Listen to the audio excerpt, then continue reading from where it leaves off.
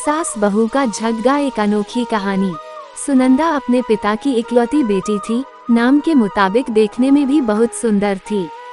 जब वो अपने ससुराल गई तो उसे उसके मुताबिक ही सब कुछ मिला। किंतु आजकल की लड़कियों को अधिक टोकना, समझाना, अपने मन के मुताबिक चलाना सासू माँ को अब कहाँ आता है। सुनंदा अपने पिता की इकलौती बेटी थी। नाम के मुताबिक देखने में भी बहुत सुंदर थी। जब वो अपने ससुराल गई तो उसे उसके मुताबिक ही सब कुछ मिला। किंतु आजकल की लड़कियों को अधिक टोकना, समझाना, अपने मन के मुताबिक चलाना सासू माँ को अब कहाँ रह गया है। एक कहावत तो आपने सुनी ही होगी, जो किया बहू से टकरार, खो दिया उसने बेटे का प्यार। इस कहानी के मुताबिक सुनंदा की सास सुनंदा को हमेशा समझाती, बहू ऐसा करो, ऐसा ना करो। नई नवेली बहू को थोड़े ही दिनों में अपनी सासू माँ से चिढ़ पैदा होने लगी। इस प्रकार यह सिलसिला आगे की ओर बढ़ता गया। एक दिन सुनंदा के घर कुछ मेहमान आने वाले थे। सासू माँ बोली, बहू आज कुछ अच्छे अच्छे व्यंजन बनाओ और मेहमानों के लिए चाय नाश्ता का इंतजाम भी अच्छी तरह से होनी चाहिए। बस अब क्या था, इतना सुनते ही सुनंदा गुस्से से लाल हो गई। उसने जल भून कर उस दिन तो काम किया, लेकिन उस दिन के बाद सुनंदा ने चाल चलना शुरू किया। सास जैसा कहती वह ठीक उसके विपरीत करती थी। सास ने भी पुरानी कहावत के मुताबिक बहू को उसके माता पिता को गाली देना, उसे कोसना और बड़बड़ाना शुरू कर दिया। दोनों सास बहू में आनाकानी हमेशा चलती रहती थी। एक दिन सुनंदा अपने पिता के घर रोती पिटती पहुंच गई। वो अपने पिता से बोली, पिताजी आप तो डॉक्टर हो, मुझे कुछ ऐसी दवा दीजिए जिसे खिलाकर वह बुढ़िया गूंगी हो जाए, क्योंकि वह मुझे गंदी गंदी गलियां देती हैं।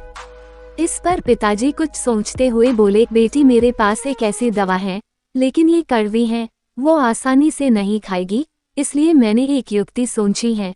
तुम हर रोज 1 महीने तक ये दवा अपनी सास को खाना में मिलाकर खिलाती रहना। ठीक 1 महीने में वह पूरी तरह गूंगी हो जाएगी। लेकिन हाँ, ये दवा थोड़ा कड़वी है, इसलिए तुम खाना इतना प्यार से खिलाना कि उसे पता ही ना चले। दवा लेकर सुनंदा खुशी खुशी अपने घर आई और पिता के कहे मुताबिक अपना काम शुरू कर दिया। अब सास जो कुछ भी कहती उसे वह मानती और उलटकर जवाब भी नहीं देती, क्योंकि वह जानती थी कि बुढ़िया तो अब महीने भर में गूंगी होने वाली है, बोल ले जितना बोलना है, उसके बाद वह चैन से रहेंगी। अब हर रोज वह प्यार से चुटकी भर दवा खाना में मिलाकर प्यार से माँ जी को देती थी। माँ भी समझती शायद इसके माता पिता ने इसे समझाया बुझाया है, इसलिए लड़ना झगड़ना बंद कर दिया है। अब माँ जी भी बहू की खूब तारीफ किया करती थी और बहू भी तारीफ सुनकर प्यार से बातें किया करती थी। अगर बहू से कुछ गलती भी हो जाती तो भी।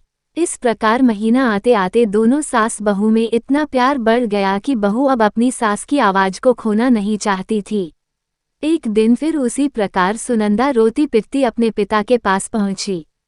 पिताजी बोले, अब क्या हुआ? सुनंदा बोली, पिताजी अब क्या होगा, मेरी सास बहुत अच्छी है, मैं उसकी आवाज खोना नहीं चाहती, वो मुझसे प्यार से बात करती है।